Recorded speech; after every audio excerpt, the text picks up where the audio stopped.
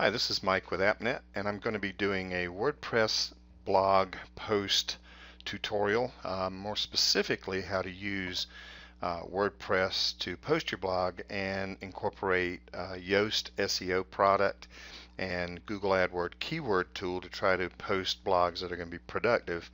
The biggest thing about posting a blog is that you don't want to just be wasting your time. You want to post a blog that's going to rank or gain some rankings for your website such that your website's going to get traffic that then you can convert to new customers. So that's what this tutorial is going to be about. I'm going to get right to it.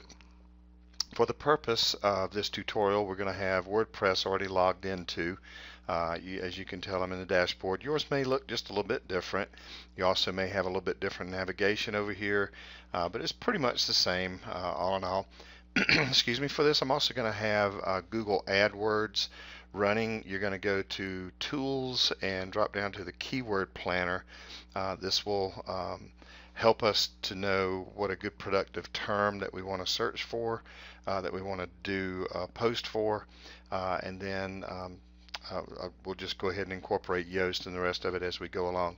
So going back to the dashboard now, I'm going to click on Posts, and this will bring up all posts, and I'm going to click on Add New. And for this particular exercise, we're going to start off with entering the title, which will then become our URL or page name. So in this particular case, I'm going to go back in over here to Google AdWords, click on Search, and I'm going to do wedding planning tips, because this particular client, I'll show you in a moment, that we're using for this particular tutorial is a golf club, country club. They also host corporate retreats and weddings and events and those kinds of things. So we want to try to create some traffic and ranking that may give us some good resources for this company to gain some new clients. So I've asked it to give me some ideas. I'm clicking on keyword ideas, and as you can tell, wedding planning tips is done. It's a medium competition term, done about 1,300 times a month nationwide. Now, as that breaks down, this particular client is in Western North Carolina, and there's certainly going to be brides and brides-to-be that are looking for wedding venues in the state of North Carolina, Tennessee, South Carolina, Georgia, Florida, etc. So we may not pull 1,300, and even if she's ranked #1 for that search term, may not, but we're looking for a productive search term that's going to help this website. So this is certainly one, and that's what we're going to blog about today. So I'm going to go into, now that I know what I'm going to blog about, I'm going to give that as the title. So I'm going to type in wedding planning tips, and I'm capitalizing it just so it looks nice. Nothing special about that. And then you could type in here, this is your visual drop down here. You could just type in and create your blog story there. A lot of people do that. You can go into the text tool, do it here. You know, a lot of people do that. I use the page builder simply because it's going to give you some functionality that you can't get with the other, not as easy anyway. So I'm clicked in here on page builder, and then this little plus is the ability to add a widget. I'm going to be looking for a widget called the visual editor. Here it is right here. If you don't have that, it's an easy plug-in to download. It's free. So anyway, now I've got a basically a WYSIWYG, or what you see is what you get, editor program that I can bold and do some H1 tags and put links in, etc., etc. To show you the power of this particular tool, what I'm going to do is go to this company's website that we're blogging for, and I went to their wedding page, and just to show you how powerful this little visual editor tool is, I'm just going to copy this page. You can copy any page on the internet. I would warn you not to copy somebody else's content unless you've gotten permission. Certainly give them credit for it, that kind of thing. But just to show you the value of this particular tool, all I did is went in, clicked in here to the editor, copy pasted. I'm just going to type in the word yada just for a second, hit done, click on publish, and just that quickly, this tool's pretty powerful. I'm going to drop down here now to this company's blog page, And you'll notice that I now have a story called Yada, and I have destination weddings, and it looks pretty decent. That's the power of using the visual editor to post your blog, because then you can actually copy paste content from anywhere. In this particular case, we don't want to have duplicate content that's already showing up somewhere else on the website. We want to actually create a blog that's going to help this company. So I'm going to delete that back out. I just wanted to show you as an example. In this particular case, I've already done my research. I know I'm writing about wedding planning tips. Even though I'm not a wedding aficionado, I did go in and do some research and found some good content. All I'm going to do is just copy paste it right in here into the visual editor. I'm going to take the title of it, cut that out, and bring it up here to the title bar. And the title of my blog is going to be Tips for Planning a Mountain Wedding. So we've already covered kind of wedding planning tips and then tips for planning a mountain wedding. So we're going to get a little bit of a 2-for-1 value there because more people are certainly going to be looking for searches specifically for this particular venue that is located in the mountain elevations. So anyway, so I've copy pasted that content, and then here again I'm just going to show you a little bit of how to doll up this particular post or blog post. I'm just going to go down here and select and hit bold. I'm just going to come down to the next header and do the same thing all the way down. All I'm doing is just trying to make my post look a little nicer. And like anything else that you do, you can save your work, go take a look at it online and see if you like what it looks like. You know, even though this is kind of a what you see is what you get program or editor, I wouldn't accept everything is just perfect face value. All I'm doing here is just bolding my subheadings, I guess is the best way to put it. Grab all that, and now I have that part of it done. So if I hit done again, hit update, you know, I'm just saving my work every few minutes or so. You don't have to do it this often. I just do it. I just don't like taking chances. But I'm going to go back here now and hit refresh, and I should get the page that I just posted now that says wedding planning tips. As you can see, there's no images. Nothing makes this, doesn't make it look great. My headers, you know, subheadings could be a little bit larger, so I'm just going to go back in here now and click on edit, and I may just want to make these a little larger. So pretty simple to do. I don't know why I did that. My apologies. Okay, now we have it. Pretty simple to do. So all I'm going to do now is just add in some images.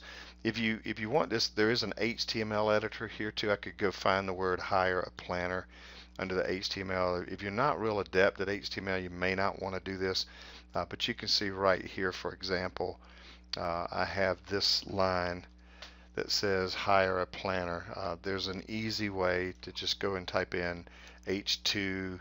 If I could go behind here and type in H2, so I've got a closing H2 tag and a beginning H2 tag.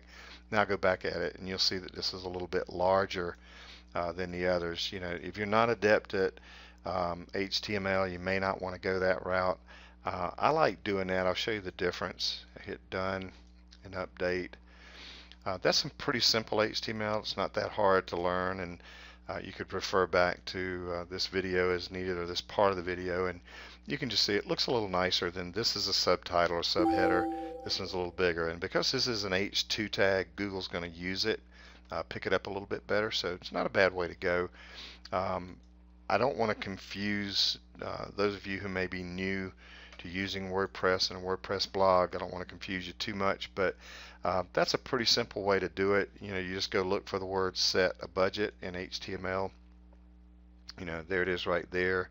There's the strong tag, which strong means bold. In this case, I'll just go H2 again, go to this closing strong tag and go H2 again, and just go back to the visual look, and you'll see it just looks better. So we got hire a planner, set a budget. I'm just going to make this come up just a bit. All right, so we kind of have a uniform. Another way that you could do this is you could just copy this content and then paste it right below it. So now you have the big one, and then do the same thing. Just say start your Pinterest board. So that's another way to do it if you don't want to have to, go into the HTML one time and then you don't have to do it the other times. So that's another way. I'll go ahead and do it the same way again. Just in this case, I'm going to come back here and call create a top 3 list. So all I'm doing here is just for my own pleasure. I'm trying to make this blog look a little nicer is all I'm doing. Find the venue. I'm going to come in here and look for find the venue. So I'm doing it kind of back and forth. Show you that it's easy enough to do. Here it is here. So I'm going H2. Go to the other side and make sure you have a closing H2. H2 means header to tag. And again, you can see. So there's multiple ways of doing this. Find the venue is what we did here. And in weather plan, I know I'm going back and forth in how to do it. I'm just showing you this. Don't make it more difficult than what it is. That's the great thing about WordPress and these visual editor tools. They're very intuitive, very easy to use. So let's give that a little bit more space. And consider your guest and altitude.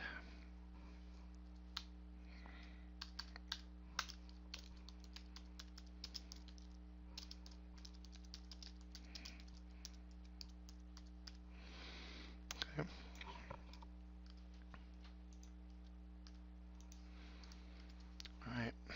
All right. Another way you're meant to be able to do this is just to highlight just what you see here and go up to this little drop down and hit H2. The problem is you notice it did everything. So you don't want that. So the bottom line is your only other choice there is to hit done, hit an update. We can go after it cooks for a second, make sure all your work's saved. You can go now take a look at it, and you can see that all your subheaders now look good until you drop down to the part here that now the rest of it's done. So that little there's a little glitch, I guess, in the editor. It's meant to do it more seamlessly than what it is, but if you were to go do it that way, you could then drop your paragraphs down this way. See what I just did is went to paragraph instead. So at any rate, we're just going to go ahead and do the rest of these. Consider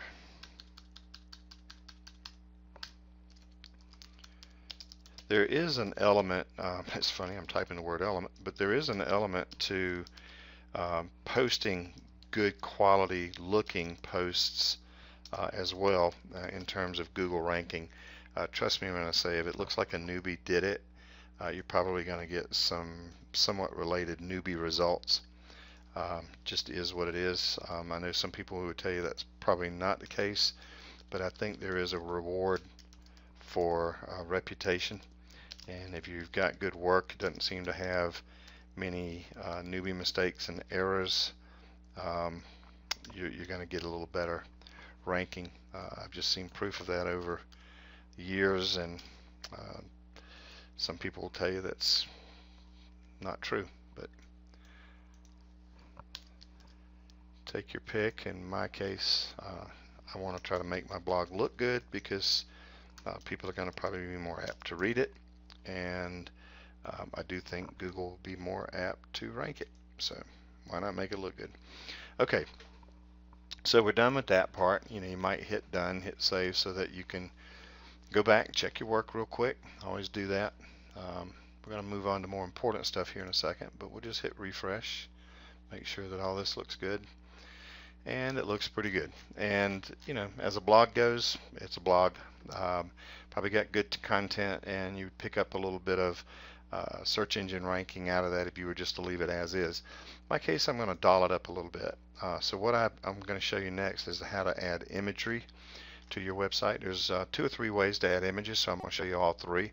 I'm just going to add one image here that I had purposely earlier saved an image from this particular client's website. This is the image here, shows a little wedding party having some fun. So I've already saved that image. I'm going to show you how to incorporate that image into your blog. So I'm clicking here, click on Add Media, This image was already uploaded here once. I'm just going to go ahead and delete it so we can show you how to do it fresh. Alright, so I'm going to click on upload or upload files, click on select files, go to where you know you've saved that image. In this particular case,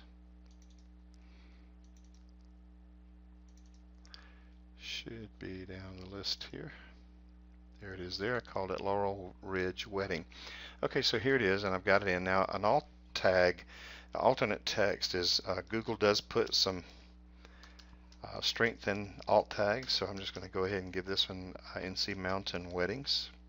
That's a search term we'd like to have. I want to make this term show up to the right of the paragraph. I don't want it to link right now, so I'm going to say none, and I want it to be full size, and then click on insert into post, and there it is. I noticed that this program, by the way, good thing about using the visual editor is it does have a spell checker in it, and you can notice I do have the word awe-inspiring misspelled, so I'm going to right click, fix that while I'm seeing it. So it's a good program. I'm going to go ahead and click on this and show you that it's also good to put links to content. So I'm going to go back to this client's wedding page and copy this URL. I'm moving kind of quickly here, but you can always pause the recording here if you want. Click on edit image, drop down to the link URL, paste it, hit update, and now that photo is linked to the website. And having any kind of links either within your website or inbound from another website is a good thing. I'm going to scroll on down now and show you a second way to add an image. I had actually saved an image from this particular client's website. Bear in mind that you can use images from any website. Just again, make sure that you have permission to use those, or else you could get into some pretty serious trouble. Ask for permission. It always works. I'm going to go ahead and add another image a second way. So I'm going to click on Add Media again, and you notice this click over here says Insert from URL. All I'm going to do is paste that URL in, and immediately you'll see the image showing up. Again, I can put an alt tag right here. So I'm going to put in NC Mountain Wedding Tips, and this will support the title that I'd given the page to start with, which was Wedding Planning Tips, which I'm going to go ahead and do that. So NC Mountain Wedding Planning Tips. This Wedding Planning Tips supports the SEO that I'm going for with this blog post anyway. In this case, I'll put the image to the left and hit insert into post, and now that image is there. So I can scroll down. I'll show you a third way to put it in. I'm just going to go ahead and take back up to here. I'm going to go back to this client's website, drop down. This is an image here that I was going to use, and I'll show you a third way.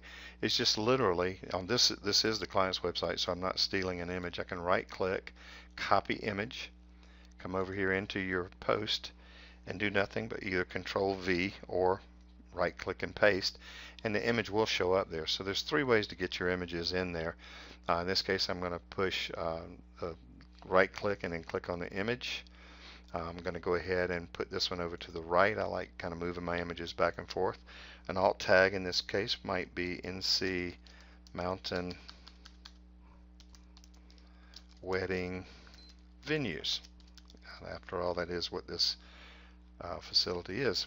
So I can link it or not. There's no sense in doing a truckload of links. So I hit update, and now I've got all my images already in this website. I'm going to scroll down here to the bottom of it and use this URL that I'd already saved. This is the same page that I showed you here moments ago. I just want to basically say you can see tons of great information at, and why don't we just go ahead and tweak that a little bit and say click here to visit this beautiful NC Mountain Wedding venue. Okay, so got lots of information in there. All I'm going to do is just delete the wording after it. I've already capped it, so I'm just going to select it. I'm going to hit bold.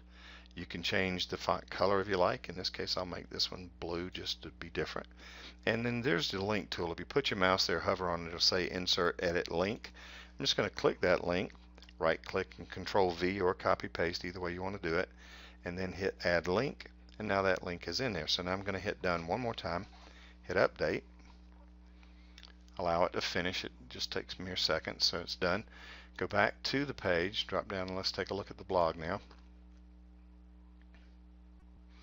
And we should see the finished blog. So we have it, looks good. It's got good spacing, got good subtitles, got good supporting imagery. The web page looks pretty good. So for all intents and purposes, we're done, and a lot of people would consider that a finished product. I'm not going to call that a finished product until I've given it every chance to be ranked on Google. And here's the next and probably the most important part of this tutorial. Back to the blog post admin in WordPress, and below all the work that we've been doing, you'll notice two things. One, there's an SEO check here with the little red button. If this page was already good and ready for SEO, that would be green, perhaps yellow. You're not going to get green on everything, but you don't want red.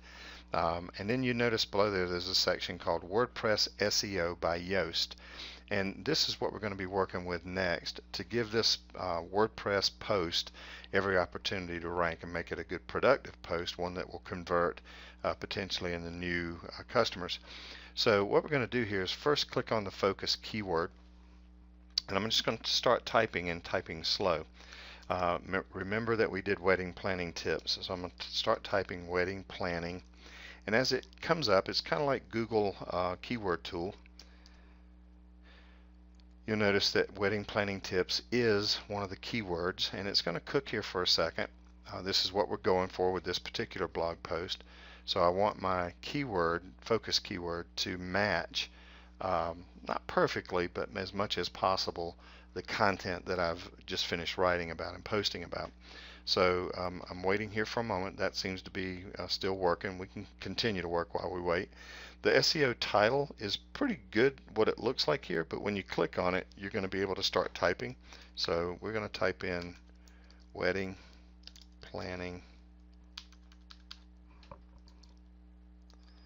tips. And then I use what's called a separator. It's the character just above the backslash on your keyboard. For some reason, Google seems to like that a little bit better. And then go ahead and put in the brand. In this case, the brand is this particular website, Laurel Ridge Country Club. If you don't put the brand in, Google's going to do it anyway. They've started doing that a lot over the last several months. You might as well go ahead and show Google you know a little something, so put it in there for them, then they're going to recognize that you've done that. So we're going for wedding planning tips, and then the brand is Laurel Ridge Country Club. So all of a sudden, now that this has been cooking here, you'll notice that it says our focus keyword is in the article heading. That's up here, so it is in the heading.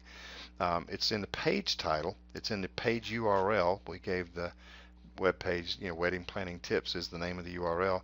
It says it's not in the content. This is a little glitch in this Yoast program. Sometimes the keyword won't show up there.